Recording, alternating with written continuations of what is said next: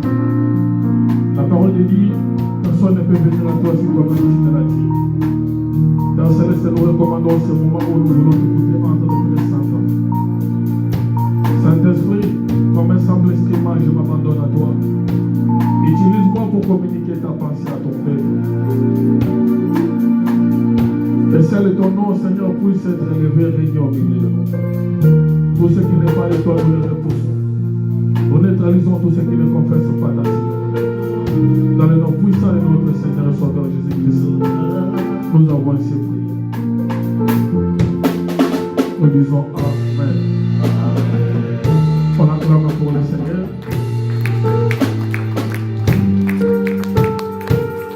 Là, vous avez acclamé pour moi, acclame pour le roi des rois.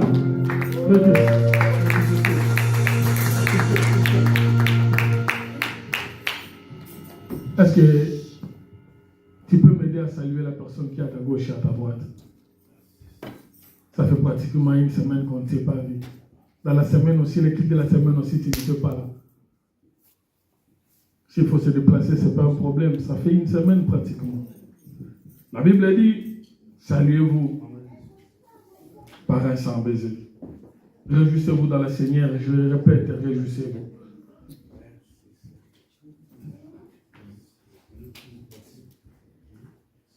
Dieu est merveilleux.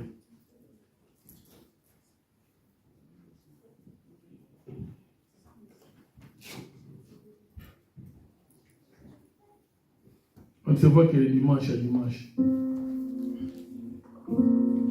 Dans la semaine, on ne te voit pas.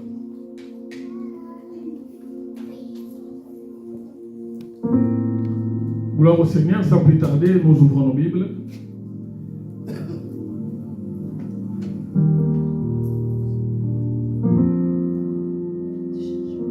Nous sommes dans le livre de 1 Samuel.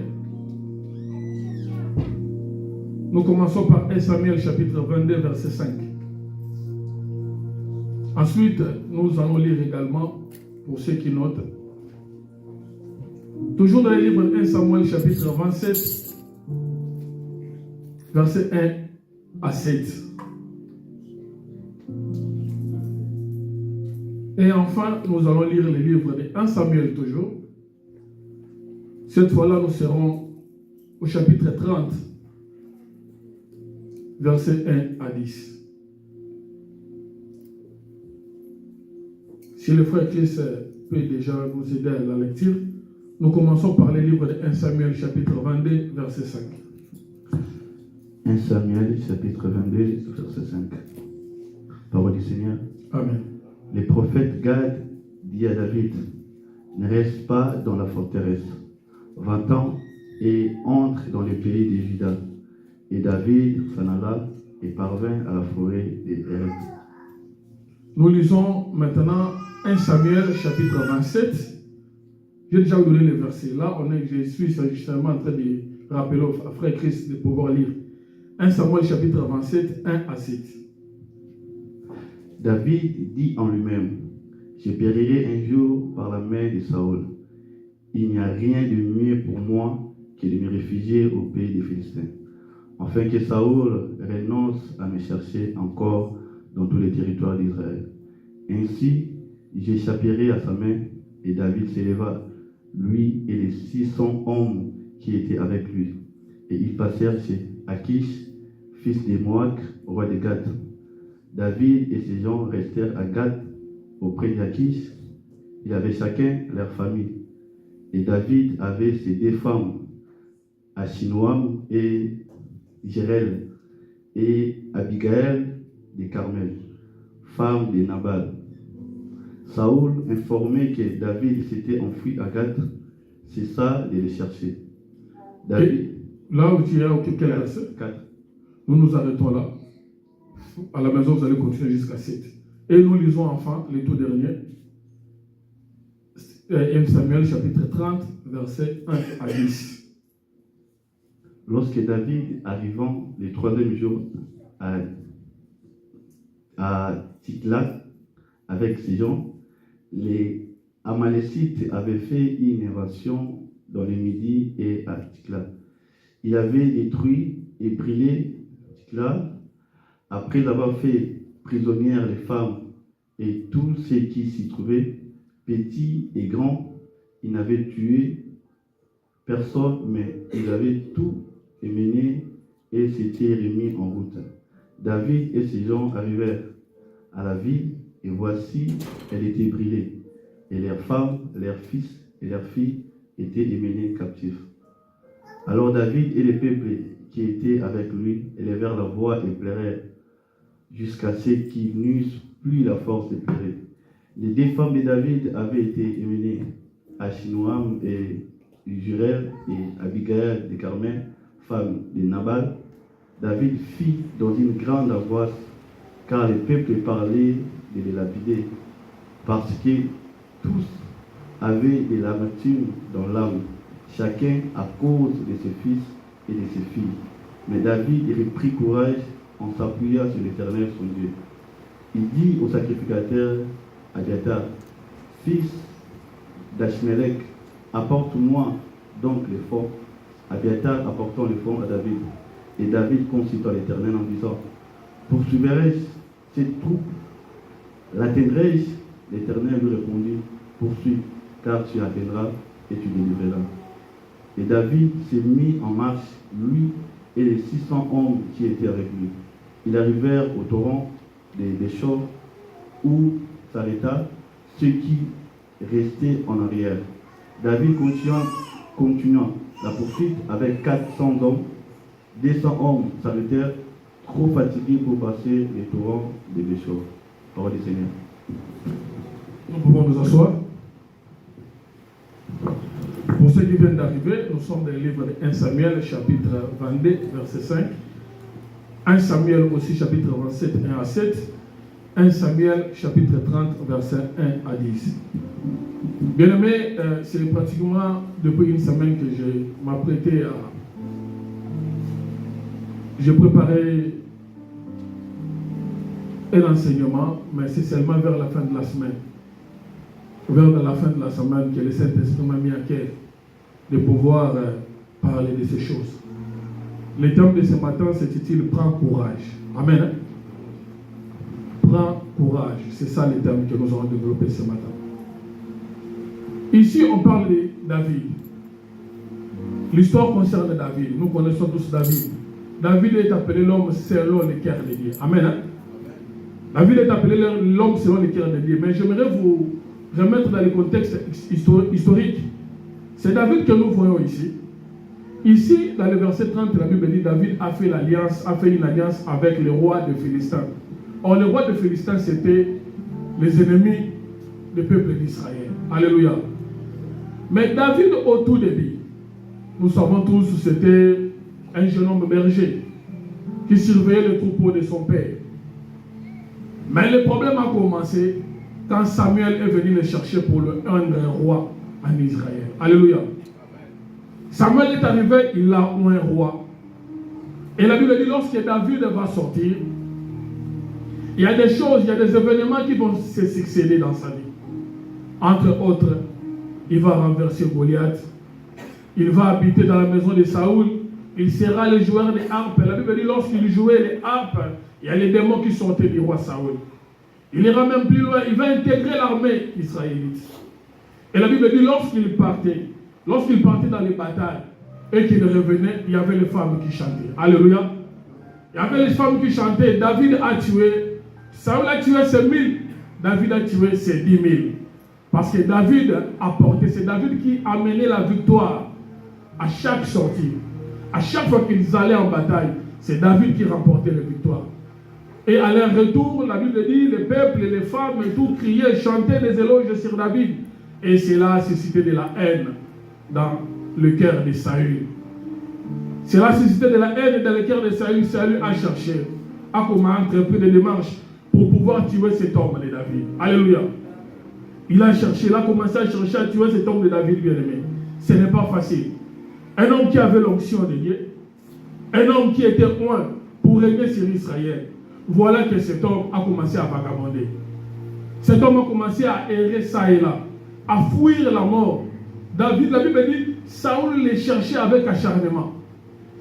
David fouillait dans les cavernes, il fouillait dans les montagnes, il fouillait dans les villes voisines. Tout ça pour échapper à la mort de Saoul. Alléluia. Bien aimé, par là, j'aimerais quand même nous dire que la vie chrétienne, c'est vrai, ce n'est pas un long fleuve facile. Amen. Hein? La vie chrétienne, ce n'est pas un long fleuve facile. Ton problème a commencé le jour où tu avais décidé de donner ta vie à Jésus. C'est là où le problème a commencé. Il y a même un dicton mondain qui dit, si tu ne rencontres pas le diable sur ton chemin, c'est que tu fais route ensemble avec lui. Donc quand tu viens à Jésus-Christ, le diable devient directement quoi? Ton ennemi. Amen, amen. Le diable sera là pour susciter des combats, pour te renverser. Bien que tu puisses avoir l'onction, bien que tu puisses avoir l'appel de Dieu, mais il y aura des combats qui vont s'élever. Donc pour dire qu'être un enfant de Dieu, cela ne nous épargne pas des difficultés dans la vie. Alléluia. Être un enfant de Dieu, cela ne nous épargne pas des combats, de l'adversité, de l'opposition, bien aimé. Tout enfant de Dieu, qu'il le veuille ou non, ça c'est une affaire inhérente dans la vie d'un enfant de Dieu. Le combat, l'adversité. Regardez cet homme de David. Il est loin. Dieu l'a appelé. Mais la Bible dit quoi? Le combat se sont levés. Auprès des siens, le combat se sont levés, bien aimés. Nous sommes tous passés par là. Il y a des gens, il y a même Élie, entre autres pour ne citer que cela. Il y a Élie, l'homme à travers qui l'Éternel parlait, mais à un moment donné, il a commencé à fuir Jézabel, parce que Jézabel tuait les prophètes en Israël. Vous avez remarqué que même Élie est obligé à un moment donné de commencer à fuir. Donc pour dire que la vie de Dieu, la vie d'un enfant de Dieu ne t'épargne pas, bien aimé, des combats, ne t'épargne pas, n'exclut pas les adversités dans ta vie. Voilà pourquoi le Seigneur va dire, les malheurs entendent souvent les justes. Alléluia. Les malheurs atteignent souvent les justes. Mais l'Éternel, le Dieu, fait quoi? La délivre toujours. Donc les malheurs sont là. Et toi qui es appelé juste, les malheurs vont arriver d'une manière ou d'une autre, bien aimé. Même auprès des siens, même au sein de ta famille, il y a des combats qui vont s'élever, bien aimé. Je me rappelle quand, parce que moi je suis né dans une famille catholique. Une famille catholique, il y a ma mère qui était une fervente légionnaire. Une fervente légionnaire et tout. Elle était même catéchiste, il y a mon père également. Mais le problème est que quand nous avons commencé, quand je commençais à comprendre les choses, dans la maison, il n'y avait pas une Bible. Alléluia. On allait, j'accompagnais ma mère, elle passait des heures devant la statue de Marie. Elle s'agenouillait devant, elle passait des heures. Moi aussi, j'étais là. Elle répétait les Je vous salue Marie au moins 50 fois comme ça là, parce qu'elle avait le chapelet. Et ce n'est que lorsque je suis rentré, j'ai trouvé une Bible en lambeaux. Amen. Hein? Une Bible en lambeaux dans les tiroirs de la maison. C'est là où maintenant j'ai commencé à m'intéresser, j'ai commencé à lire la parole de Dieu. De temps en temps, je jette un coup d'œil. Et j'ai commencé maintenant à trouver certaines choses, ou bien certaines pratiques, amen, qui étaient faites dans l'église, mais qui ne se conformaient pas à la parole. Amen, amen. Une fois, j'ai demandé à ma maman, mais j'ai dit, mais j'ai lu ici dans les livres de Timothée, on a dit, il y a un seul lieu et un seul médiateur, qui est Jésus-Christ. Jésus-Christ, quelque part dans les livres de Jean, il dit, je suis le chemin, la vérité et la vie. Rien ne peut venir au Père que par moi. Maintenant, pourquoi devrions-nous adorer Marie? Pourquoi devrions-nous, pour demander quelque chose, passer par la statue de Marie? Qui plus est une statue fabriquée par les mains d'homme? J'ai lu la Bible, on dit, le Seigneur dit, tu ne te représenteras pas des images taillées. Mais la statue de Marie, c'est une image taillée. Tu vois, ça commence à soulever des questions. Je commence à poser des questions. Et c'est là maintenant que le combat aussi s'est levé. Parce que les parents étaient des fervents. Et je sais que c'était une forme d'appel de Dieu. Parce que pas très longtemps, il y a une église qui a ouvert juste à côté de nous. Et il y avait des baffles et tout. Et j'entendais les prédications et tous les enseignements.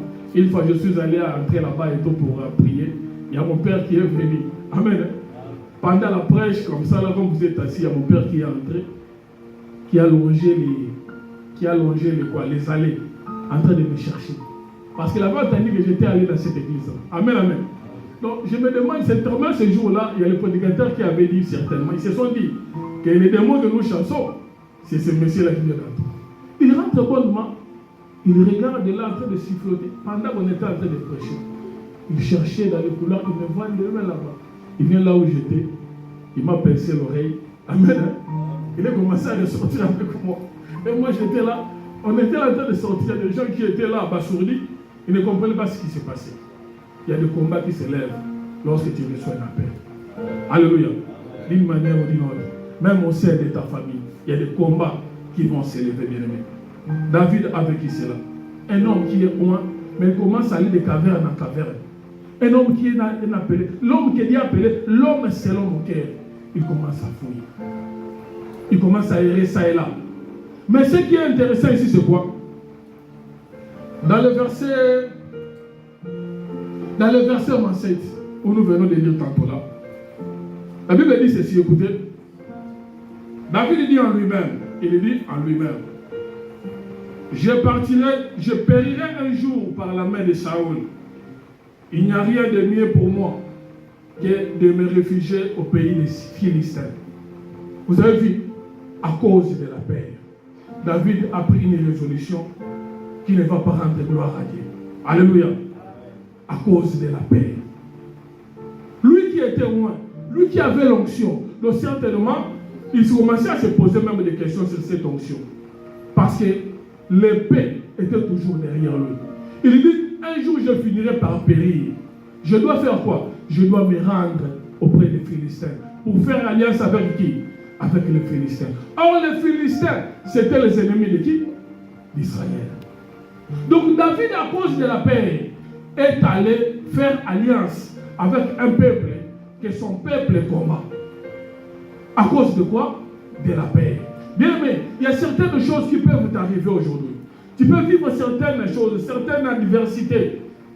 Suite à la paix, tu peux prendre des décisions, bien aimées, qui auront des conséquences fâcheuses après. Alléluia. Tu peux prendre des décisions qui auront, bien aimé. Parce que nous avions lu dans les livres de 1 Samuel chapitre 22. L'Éternel avait dit à David, il dit à David au travers le prophète Nathan, il lui demande de rester où ça? À Gila.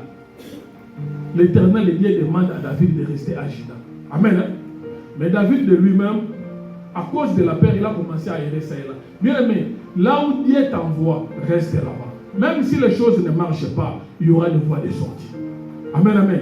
C'est parce que c'est là où le Seigneur t'envoie. Quand tu te retrouves dans un endroit où l'Éternel t'envoie et que l'adversité s'élève, bien aimé, ne pars pas, reste là parce que Dieu a dit cela. Dieu a dit cela, bien aimé. Dans la Bible, il y a des gens qui ont quitté des endroits qui étaient des endroits où Dieu leur avait envoyé. Même Abraham, la Bible dit, l'Éternel lui dit, quitte ton pays, va dans le pays où je t'indiquerai. Là-bas, tu vas t'installer. La Bible dit, lorsque Abraham arriva dans les lieux où l'Éternel avait indiqué, amen, il a manifesté la foi, il a exprimé la foi. Mais quand il arrive dans ces lieux-là, la Bible dit, il trouva la famille. Alléluia. Il trouva la famille. Mais quand tu trouves la famille, consulte la personne qui t'a demandé de t'y rendre. Alléluia. Consulte la personne. Mais comment expliquer que je trouve la famille? Mais la Bible dit quoi? Abraham a fait quoi? Pris Sarah, il quitta les lieux où le Seigneur lui avait indiqué, il retourna où ça? En Égypte. Amen, amen. Et lorsqu'il s'est retrouvé en Égypte, qu'est-ce qui s'est passé là-bas? Il cumula péché sur péché. Nous lisons le livre d'Ésaïe. Ésaïe chapitre 30. Bien aimé, la peur nous fait prendre des décisions qui ne rendent pas gloire à Dieu. Et nous voyons ici, à cause de la peur, David va faire alliance avec les ennemis d'Israël. À cause de la peur. Lui qui avait l'onction divine, lui qui avait l'onction royale, il est allé rejoindre les Philistins suite à la paix. Nous lisons rapidement Ésaïe chapitre 60, verset 1 à 2. Ésaïe chapitre 30, pardon, s'il vous plaît, corrigez. Ésaïe chapitre 30, verset 1 à 2. Ésaïe 30, 1 à 2. Malheur, dit l'Éternel, aux enfants rebelles, qui prennent des résolutions sans moi. Alléluia. Ah ouais. Malheur, a dit l'Éternel aux enfants comment? Rebelles. Rebelles. Malheur, dit l'Éternel aux enfants rebelles, Vas-y, frère. qui prennent des résolutions sans moi. Qui prennent des résolutions sans consulter Dieu. Et qui font des alliances sans ma volonté. Qui font des alliances sans la volonté de Dieu. Amen, amen. David est allé faire l'alliance avec les Philistins.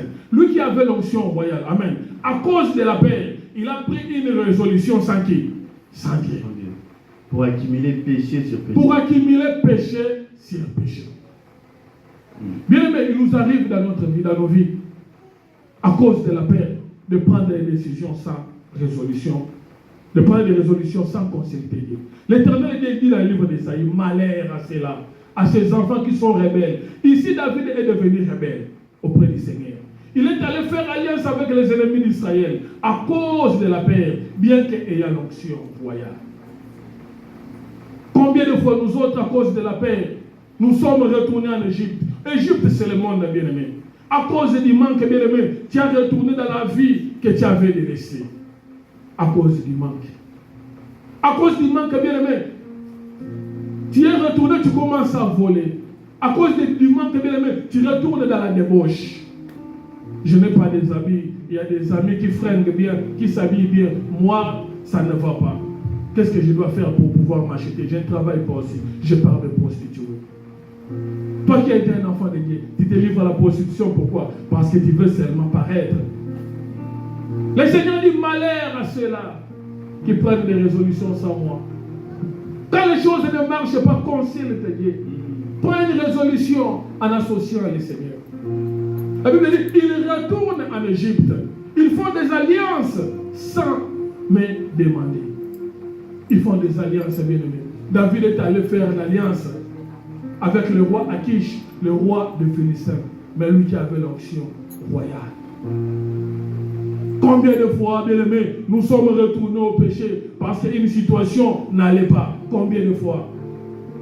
Une situation ne s'adaptait pas à notre volonté. Nous sommes retournés au péché. Malheur à cela, dit l'Éternel.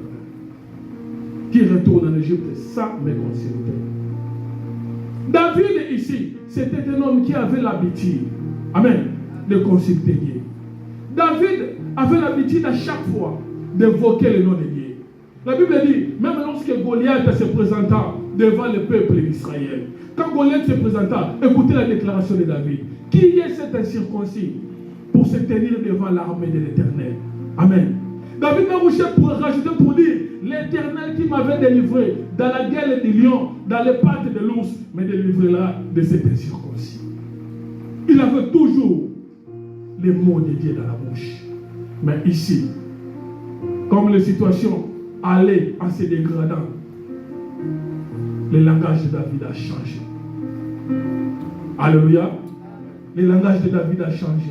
Il est allé recourir à l'ennemi. Il est allé recourir à l'ennemi sans consulter Dieu. Sans consulter Dieu, bien-aimé. Elimelech aussi fit pareil. Elimelech, dans le livre des Rites, la Bible dit, lorsque la famine arriva à Bethléem, Elimelech a pris Naomi et ses enfants. Ils se rendirent à Moab. À Moab, c'était une ville qui était maudite par l'Éternel. Et nous savons la suite. Quand Elimelech est arrivé dans Moab, au lieu de trouver prospérité, il ne trouva que la mort. À tel point qu'ils étaient sortis au nombre de 3 ou 4 ou 5. Mais Naomi était la seule à retourner. Amen, amen. Était la seule à retourner à Bethléem. Or, la Bethléem dit, signifie la maison du pain. Bien aimé, Elimelech était dans la maison du pain. Mais il était obligé, suite à une famille, à quitter cette maison, sans pour autant consulter Dieu. Et là où il est allé, il a trouvé la mort. Amen, amen. Là où David va se rendre maintenant, là, la Bible dit quoi? David est devenu un meurtrier, un sanguinaire. Dans le verset 27, là un peu plus loin, la Bible dit, quand David a fait l'alliance avec Akish, le roi de Philistins, Akish lui a donné une partie de son pays qui s'appelait Tsiklag. Amen, amen.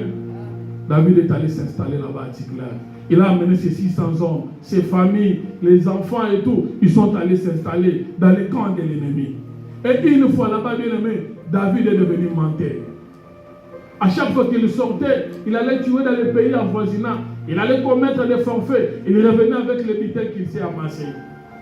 Quand Kish lui posait des questions, il parlait autre chose. David est devenu menteur. David est devenu sanguinaire. Voilà pourquoi dans le livre d'Ésaïe, le Seigneur dit, tu retournes en Égypte, là-bas pour cumuler péché sur péché.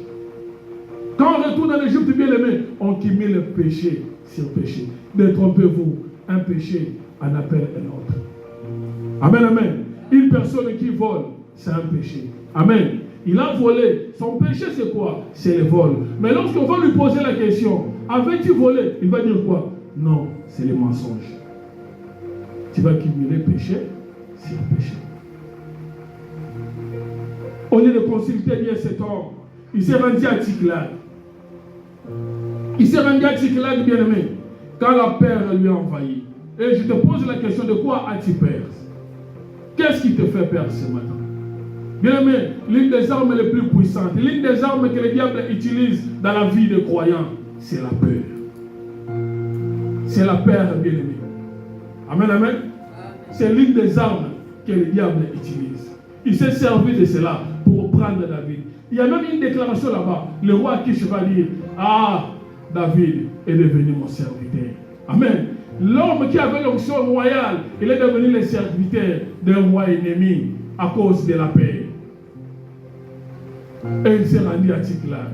On lui a donné un coin pour qu'il s'y réfugie. Lui, c'est 600 hommes, les femmes et les enfants, les troupeaux, les bétails. On lui a donné un coin. Et David a trouvé un semblant de sécurité.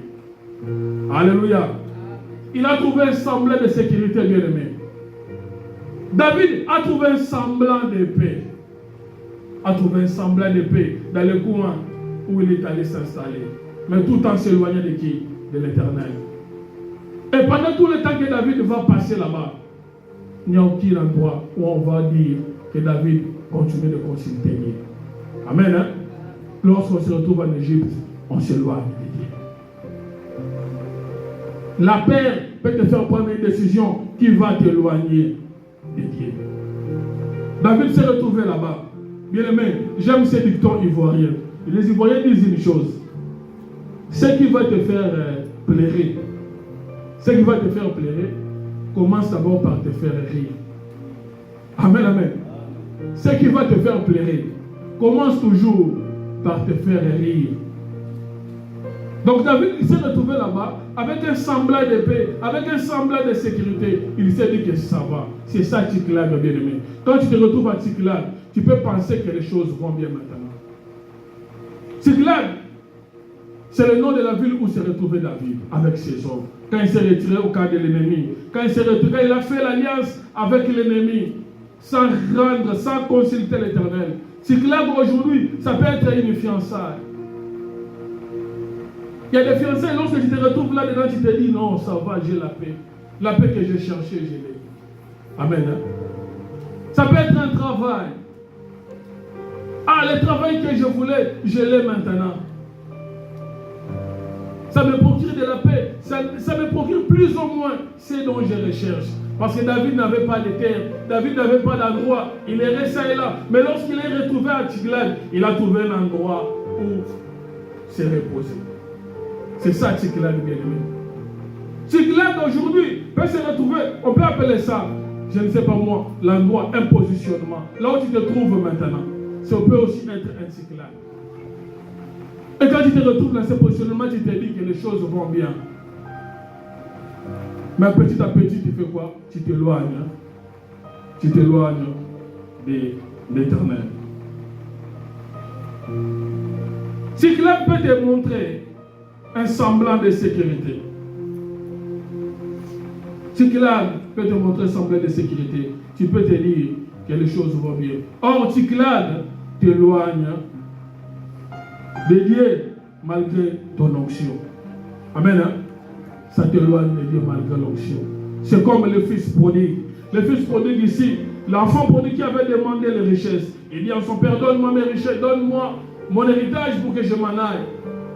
Je suis assez grand pour vivre de moi-même. La Bible dit on lui donna la part de l'héritage. Et lorsqu'il s'en est allé, il a dilapidé cet héritage-là. Et là-bas, là où il était, il est devenu misérable. Amen, amen. Il est resté fils, mais il a perdu la communion. Il s'est retrouvé loin du Père. Alléluia. David, il avait toujours l'onction, mais il avait perdu la communion. Tsiklag, bien-aimé, fera en sorte que tu deviennes lourd. Lourd spirituellement, tu n'arrives même plus à t'élever dans la prière. Tu deviens lourd spirituellement et tu n'es plus à l'écoute de Dieu. Cet homme qui avait de temps en temps, qui était de temps en temps à l'écoute du Seigneur. Mais le fait pour lui de se retrouver à Tsiklag, le fait pour lui de se retrouver dans ce confort-là que le diable lui a montré, lui a miroité, qui lui a procuré de la paix, qui lui a procuré la sécurité, mais c'est juste pour un moment, c'est juste pour un temps. Amen, amen. C'est juste pour un temps, bien-aimé. Parce que par la suite, la Bible dit quoi? Lorsque David est sorti, à son retour, là nous sommes maintenant dans le livre de 1 Samuel, chapitre 30. Lorsque David arriva, là il était toujours à Tsiklag. Amen. Il s'est éloigné de Dieu. Il s'est déconnecté complètement de Dieu. Il s'est déconnecté complètement de Dieu. David est devenu comme un citoyen lambda. David est devenu comme une personne lambda alors qu'il avait l'onction royale. Il a oublié toutes ces choses-là. Des fois, lorsque nous nous retrouvons dans la vie des péchés, nous nous retrouvons que nous oublions nous-mêmes. Nous oublions que nous sommes des enfants de Dieu. Des fois, nous nous retrouvons dans ces choses-là. À cause peut-être de la paix que cela est en train de nous procurer. Tu es à l'aise. Ça te met à l'aise, ça te fait du bien. Ces petits chéris-là, qui de temps en temps viennent chez toi, ils t'apportent des histoires et tout. Ça te procure la paix. Mais ça est en train de te tuer au fur et à mesure. Ça te loigne de Dieu bien-aimé. Ça te déconnecte de Dieu bien-aimé. Alléluia. David, l'homme selon le cœur de Dieu, il s'est déconnecté complètement de Dieu. Nous lisons un livre rapidement. 1 Samuel chapitre 23, 10 à 12. Je lis. Là, je voulais seulement montrer la communion qu'il existait entre David et Dieu. Écoutez ce que la Bible dit. 1 Samuel chapitre 23, verset 10 à 12, je lis. 10 à 12. Écoutez ce que la Bible dit. Je suis. Et David dit, David ayant eu connaissance du mauvais dessein que Saül projetait contre lui, dit au sacrificateur Abiatar, apporte l'éphod. Et David dit, Éternel, Dieu d'Israël, ton serviteur apprend que Saül veut venir à Keïla pour détruire la ville à cause de moi. À cause de moi. Les habitants de Keïla me livreront-ils entre ses mains? Ici, David était encore à bon terme. Alléluia. Alléluia. Ici, David était encore à bon terme, mais il n'était pas encore à Tsiklag. Amen. Hein? Ici, David était en communion avec l'Éternel. Regardez comment est-ce qu'ils échangeaient avec lui. J'aimais l'échange, j'aimais la conversation. Un homme qui a échangé à ce niveau-là est arrivé à oublier Dieu, c'est triste. Il dit, les habitants de Keïla me livreront-ils entre ses mains? Saül descendra-t-il contre ton serviteur, comme ton serviteur l'a appris? L'Éternel d'Israël daigne le révéler à ton serviteur. Et l'Éternel répondit, il descendra. L'Éternel a répondu à David. David est allé encore plus loin. Il dit encore, les habitants de Keïla me livreront-ils, moi et mes gens, entre les mains de Saül? Et l'Éternel répondit, ils te livreront. Amen, amen. L'Éternel est en train de changer avec David. Un homme qui avait cet échange avec Dieu. À cause de Tsiklag, il s'est éloigné de Dieu. Il a perdu cette qualité d'entretien. Il a perdu cette qualité de communion, bien-aimé. Combien de personnes, ils avaient cette position-là. Ils avaient cette qualité d'entretien avec lui aujourd'hui. Ils ne l'ont plus. Combien de personnes priaient lorsqu'ils étaient là où ils étaient, je ne sais pas moi en Afrique, je ne sais pas moi en Asie, partout ailleurs. Ils étaient des fervents enfants de Dieu. Ils étaient dans des intercessions. Ils étaient dans des groupes de prière, bien-aimés. Aujourd'hui, ils n'ont plus cette qualité d'échange avec l'Éternel. David s'est retrouvé à Tsiklag. Il s'est déconnecté complètement de Dieu. David est devenu un menteur. David est devenu un sanguinaire. Un sanguinaire. Tsiklag, bien-aimé, te fera cumuler péché sur péché. Tsiklag, bien-aimé, te fera perdre la direction divine. Alléluia. Parce que ici, dans l'entretien qu'il y a eu entre l'Éternel et David, David cherchait tout simplement la direction. À chaque fois qu'il voulait entreprendre quelque chose, il ne le faisait pas sans Dieu. David consultait Dieu, Dieu lui dit fais ça. J'ai aimé. Amen, amen. David demande à Dieu, est-ce que Saül va venir? Dieu lui dit, il va venir. Saül demande à Dieu, est-ce que les habitants dans le pays dans lequel je me trouve, me livreront-ils entre? Dieu lui dit, ils te livreront. Et du coup, David fait quoi? Il prit ses 600 hommes, il sortit de cette vallée-là. Tu vois, il a tout le temps la direction divine. Afin de faire quoi que ce soit, il avait la direction divine. Mais lorsqu'il s'est retrouvé à Tiglath, déconnexion totale. Déconnexion totale, bien aimé. Et sachez que lorsque le diable donne, il sait comment est-ce qu'il va faire quoi? Récupérer. Et dans le verset 30, la Bible dit, après ce temps, lorsque David retourna à Tiglath, parce qu'il était sorti pour une expédition avec ses 600 hommes de guerre, la Bible dit à leur retour. La Bible dit à leur retour. Lorsque David arriva le 3e jour à Tiglath avec ses gens, les Amalécites avaient fait une invasion dans le Midi à Tiglath. Ils avaient détruit et brûlé Tiglath. Amen, amen. L'endroit où David se retrouvait, où il avait la paix, où il avait le repos, il avait la sécurité. Mais la Bible dit, à un moment donné, lorsqu'il s'est déplacé avec ses 600 hommes pour aller à une expédition, en ce retour, il n'a rien trouvé. Les voleurs ne viennent que pour dérouler, égorger et détruire. Bien aimé, avant que le diable ne puisse te détruire, il commence d'abord par te miroiter. Tout ce qui brille n'est pas de l'or. Il dit à Ève dans le jardin, l'Éternel a réellement dit. L'arbre était là pendant tout le temps. Ève circulait dans le jardin, il voyait l'arbre. Mais le jour où le diable a parlé, la Bible dit, Ève vit que l'arbre était agréable et beau à la vue. Amen, amen. Pendant qu'elle passait là, elle voyait l'arbre. Mais le jour où le diable a parlé, il a vu l'arbre d'une autre façon. Il a vu l'arbre d'une autre façon. Ève vit que l'arbre était agréable. Oui, oui, bien aimé. Quand le diable vient te souffler, il y a une chose que tu trouvais anormale, tu trouveras ça normal après.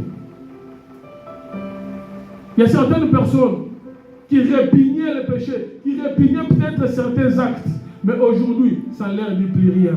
Quand ils commettent ces choses-là, ça ne leur dit plus rien. C'est ça, Ève, qui a trouvé que l'arbre était agréable. Amen, amen. Agréable à la vie. Mais alors que le diable préparait quelque chose, après que Ève ait eu à croquer les fruits, nous savons tous, la mort a fait quoi? La mort est arrivée. David, le fait de se retrouver à Tiglath, il s'est dit que la paix, je suis à l'abri de l'épée de Saoul. Mais de l'autre côté, il avait oublié que Amalek, amen, amen, projetait une destruction. La Bible dit, lorsque David est rentré, il a trouvé désolation. Quelle tragédie. Il n'y avait plus rien. Les femmes, la Bible dit, ils ont tout emporté. Ils ont tout emporté, les femmes, les enfants, les bétails, tout ce que David s'était amassé. Ils ont tout brûlé, bien aimé.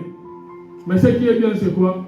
Ils n'avaient tué personne. Il y a certaines personnes qui sont là. Le diable a déjà tout pris. Amen, amen. Ils sont encore en vie, mais ils n'ont rien. Le diable a déjà tout pris. Donc tout ce que toi tu vas entreprendre, ça ne va pas réussir. Tu es encore en vie, mais tu n'as plus rien. Il ne vient que pour dérober, égorger et détruire. Il a tout pris, bien aimé. La Bible dit, David, lorsqu'il est rentré avec ses 600 hommes, il s'est rendu compte qu'il n'y avait plus rien. Il n'y avait que la fumée. Les Amalécites ont tout emporté. Tout, sauf rien. Sauf rien, bien aimé. La Bible dit dans le verset 6. David fut dans une grande angoisse, car le peuple parlait de les lapider. Bien aimé, le peuple parlait de les lapider. Ces 600 hommes avec qui il vivait se sont retournés contre lui. Amen, amen. Bien aimé, comment un homme peut être esselé de la sorte? Comment un homme peut se retrouver tout seul de cette manière? Même les siens l'ont abandonné, se sont retournés contre lui. Bien aimé, dans des situations difficiles, il y a certaines personnes qui se retourneront contre toi, bien aimé. Certaines personnes avec qui tu vis, certaines personnes avec qui tu manges, certaines personnes avec qui, bien aimé, tu te promenais. Il arrivera un temps, quand il sera dans la difficulté, ils vont se retourner contre toi, bien-aimé. Combien de personnes, quand ils étaient en bon terme, ils étaient bien avec leur entourage, mais lorsqu'ils se retrouvaient dans la difficulté, ils essayent d'appeler, on ne les reçoit plus. Ils essayent d'appeler pour chercher une aide, on les calomnie. Ah d'ailleurs, lui, on est fatigué de lui. Mais lorsque tu étais en bon terme, lorsque tout allait bien, vous étiez bien aimé. Les 600 hommes de David, quand ils sont retournés, ils se sont rendus compte qu'eux aussi avaient tout perdu. Ils se sont retournés contre David. Amen, amen. Ils se sont retournés contre David, bien aimé. Tout ça, ce sont les conséquences de Tchiklag. Les conséquences du monde, bien aimé. Quand tu prends des résolutions sans Dieu, quand il y a l'option royale et que la perte te fait prendre des décisions qui n'honorent pas Dieu, voilà les conséquences. Tout est contre lui. Et enfin, j'aime ça. La Bible dit David se souvenait qu'il y avait les sacrificateurs parmi le peuple. Avant d'abord qu'on puisse faire appel aux sacrificateurs, David a commencé à pleurer. La Bible dit tous les 600 hommes ont pleuré, toutes les larmes de leur corps. Ils ont commencé à pleurer parce qu'ils avaient perdu les enfants, ils avaient perdu les richesses, ils avaient perdu leurs femmes. Ils ont commencé à pleurer, bien aimé. Mais pleurer, ce ne sera pas la solution. Amen. Hein? Il y a certaines personnes qui vivent des choses. Bien aimé, on peut être là, on échange, on sourit. Mais certaines personnes, quand ils se retirent, en cachette, ils pleurent. Amen, amen. Ils pleurent. Ils pleurent. Le jour sourira, la nuit pleurera. J'ai aimé cette phrase-là dans un dessin animé. Je crois que c'est Shrek. Le jour sourira. Certaines personnes, quand ils les voient en train de marcher, ils sont joyeux, vous échangez, ils sourient. Mais quand ils se retrouvent seuls, bien aimés, ils pleurent. Suite à la situation qu'ils sont en train de faire quoi? De vivre et de traverser. Amen, amen. David a pleuré suite à la situation qu'il était en train de vivre. Suite à la situation qu'il avait été en train de traverser. On peut être là, bien aimé. D'une manière ou d'une autre, nous avons pleuré. Tu regardes la situation de bout en bout, tu te dis non, ça me dépasse. Et tu fais couler les larmes. Amen. Bien aimé, faire couler les larmes n'arrangera rien. Alléluia. Faire couler les larmes, bien aimé, n'arrangera rien du tout. N'arrangera rien. Regarde cet homme de David qui est abandonné. Même ses propres troupes, ses propres soldats se sont levés contre lui. Pourquoi contre lui? Parce que c'était lui le leader. Amen. C'est ça aussi le leadership. C'était lui le leader. Alors que David aussi a perdu, la Bible dit, ces deux femmes aussi étaient déportées. Mais ces 600 hommes, ils se sont dit non, on doit tuer David. On doit tuer David, bien-aimé. Parce que c'était lui le leader, bien-aimé. Qu'est-ce que tu veux? Je me rappelle de mon histoire. À un moment donné de ma vie, j'ai traversé des moments, des périodes très difficiles. À tel point que je n'avais pas d'endroit où habiter. Amen, amen. Il y avait ma femme qui avait notre fils aîné, qui est allé vivre pendant ce temps, pendant que j'étais au chômage, pendant qu'il n'y avait rien. Je cherchais le travail, le boulot, tout ça, c'était très difficile. Moi, je me suis retiré auprès de ma tante.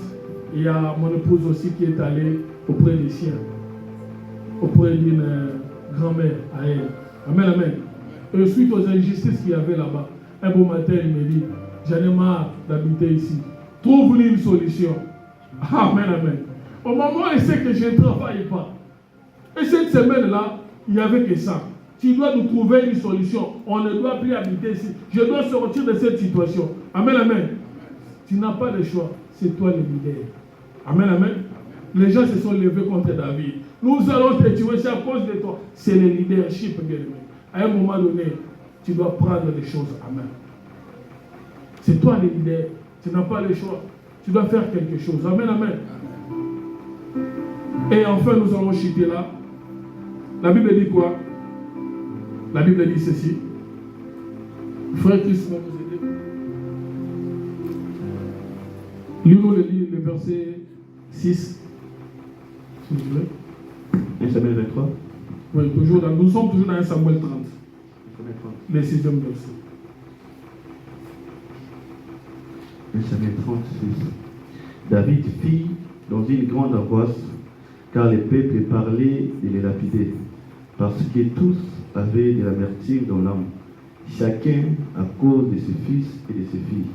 Mais David reprit courage, s'appuyant sur l'Éternel son Dieu. Amen, amen. Voici les résolutions que David a prises.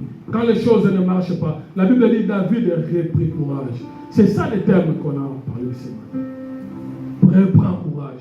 David fait quoi? Repris courage. Face à l'adversité, face à la situation qui était chaotique, bien aimé, il n'est pas resté les bras croisés. La Bible dit David a repris courage consultant l'Éternel. On nous lit rapidement les livres des Proverbes, chapitre 24, verset 10. David a repris courage, bien aimé. Lève-toi quand les choses ne marchent pas. Lève-toi quand la situation, bien aimé, que tu vois que ça ne se présente pas telle qu'elle devrait. Lève-toi. Proverbe chapitre 24, verset 10. Proverbe 24. Pardon, Proverbe 24, 10. Si tu faiblis au jour de la détresse, ta force n'est que détresse. Amen, amen. Le jour de la détresse, si tu faiblis, ta force n'est que détresse. Amen, amen. David s'est retrouvé devant une situation chaotique. Il s'est retrouvé devant l'adversité, s'est retrouvé devant l'opposition. Même les siens se sont soulevés contre lui. Mais la Bible dit, David a repris courage en faisant quoi? En se confiant à l'Éternel. Le frère vient de lire, le jour de la détresse, si tu faiblis, ta force ne sera que détresse.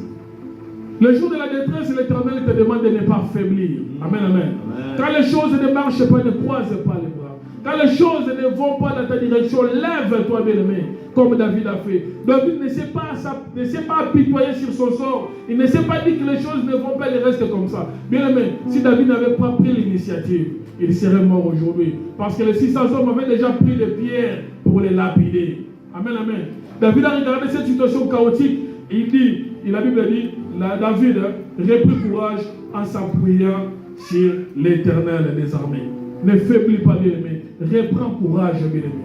Les pères ne serviront à rien. Quand Moïse est mort, la Bible dit les enfants d'Israël et Josué, ils plairèrent Moïse pendant 40 jours et 40 nuits. Il ne faisait que pleurer, Mais à un moment donné, l'Éternel apparut à Josué pour lui dire, Josué, tu as assez pleuré. Fortifie-toi et prends quoi? Courage. Amen, amen.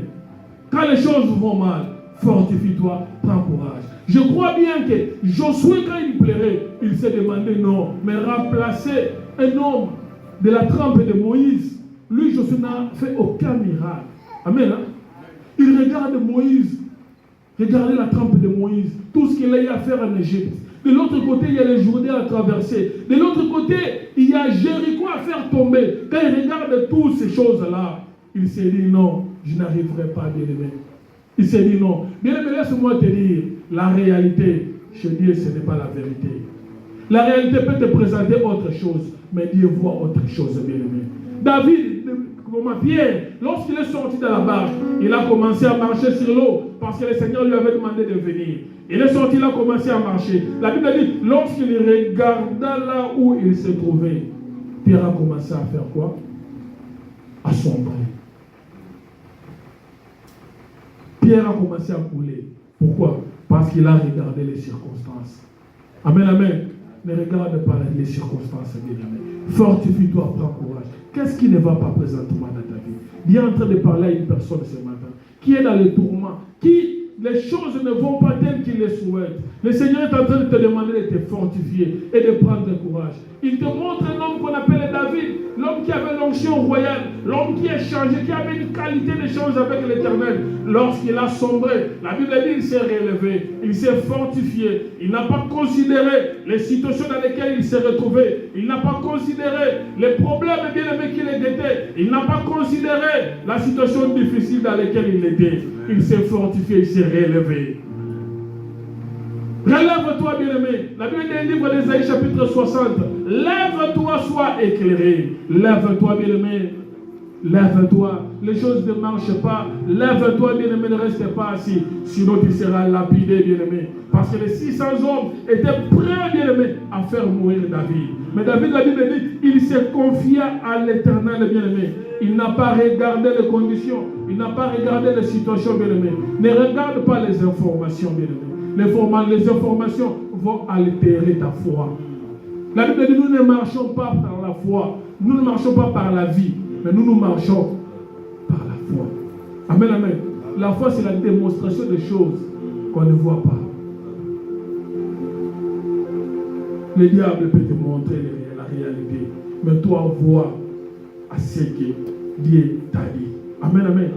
Regarde ce à quoi Dieu t'a appelé, bien-aimé. Regarde par où tu es venu. Regarde l'endroit où tu te trouves. Bien-aimé, si tu ne vois pas là où tu vas, regarde au moins là d'où tu viens.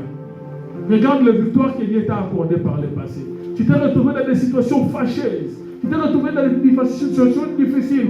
Dieu t'a sorti de là, bien-aimé. Rien qu'à partir de cela, fortifie-toi et prends courage. Dans l'endroit où tu te trouves maintenant, il y a certaines personnes qui prient pour se retrouver dans cet endroit où tu es. Alléluia. Dans l'endroit où tu te trouves maintenant, il y a certaines personnes qui sont dans les montagnes pour se retrouver dans l'endroit dans lequel tu te trouves. Dans l'endroit où tu te trouves maintenant, il y a certaines personnes qui gênent même pour cela. Qui gênent même pour cela. Si tu ne sais pas voir là où tu vas, regarde au moins d'où tu viens. Regarde les victoires que le Seigneur t'a accordées. Bien-aimé, tu t'es retrouvé dans des situations plus difficiles que celles-ci. Tu en es sorti vainqueur. Tu as vu la main de l'Éternel. David a renversé Goliath, bien-aimé. David a combattu les lions. Il a dit, lorsque un lion attrapait la brebis, j'ai attrapé le lion et je lui retiré la brebis de la guerre. Qui peut faire ça? Ça, c'était les victoires que David avait. Quand Saoul a demandé à David de décliner son CV, parce que Saoul doutait de David pour renverser Goliath, il dit, dis-moi un peu ce que tu as eu à faire par le passé. David va commencer à dire, je combattis les lions, je combattis l'ours. Amen, amen. Et lorsqu'il disait ça, les yeux de Saoul s'écarquillaient. Amen, amen. Un enfant qui combat lion, donc si que sera mes yeux de renverser.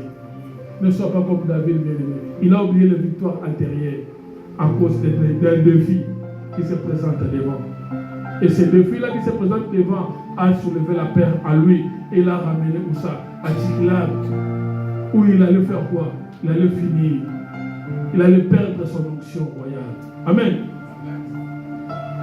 Écoutez la suite. Nous allons aussi finir là. Écoutez bien aimé. Je disais refuser de considérer les circonstances, car la réalité n'est pas la vérité. Parce que Moïse, à un moment donné, il arrive, le Seigneur lui dit, tu vas hériter Canaan. Va au Canaan, tu trouveras un pays où coule le lait et le miel. Mais la Bible dit, il fut un temps, les enfants d'Israël lui ont dit, non, Moïse, nous ne pouvons pas aller comme ça. Nous allons monter des espions pour qu'ils puissent aller explorer, espionner la ville. Bien aimé, l'Éternel t'a dit, va, entre dans Canaan. Amen. Accapare-toi de Canaan. Mais lui, il a entendu. C'est que les enfants d'Israël lui ont dit, non Moïse, avons d'abord des espions. Amen. Hein? Lorsque les espions sont allés là-bas, espionner Canaan, ils vont revenir à Moïse et lui dire, effectivement, c'est un pays où coule le lait et le miel. Amen.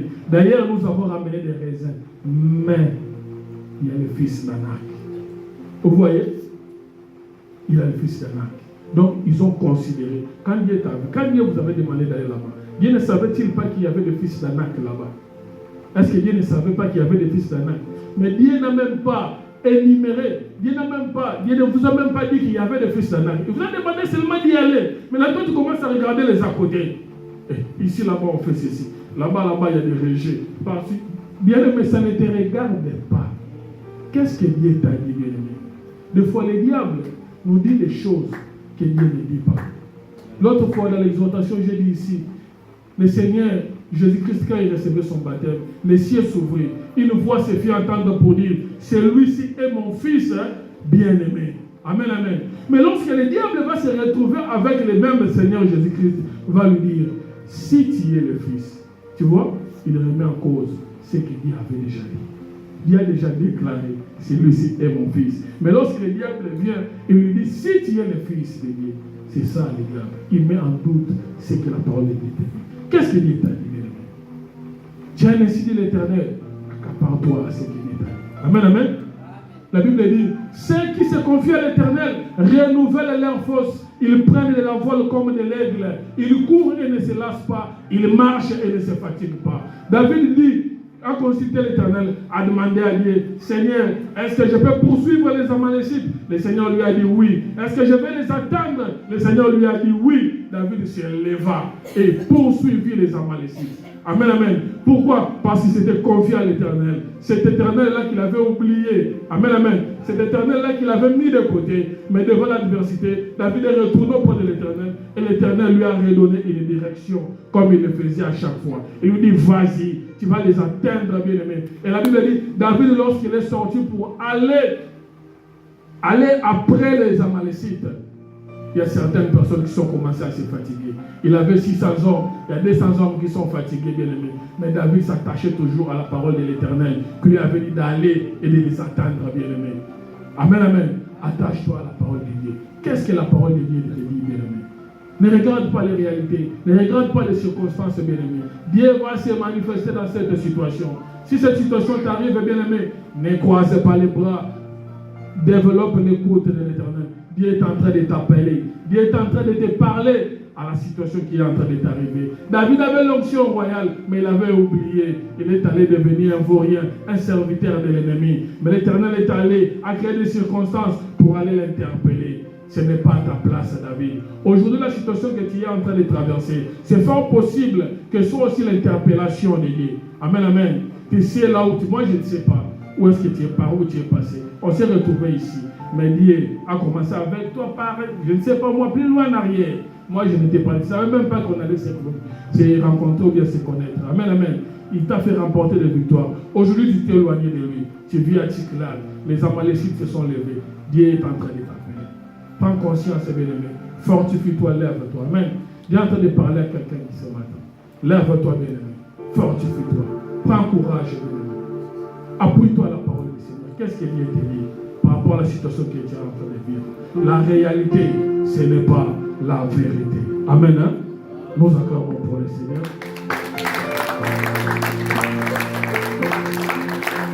Lève-toi là où tu es, bien-aimé. Lève-toi là où tu es. Dis merci au Seigneur qui t'a parlé ce matin. Demande-lui de te soutenir.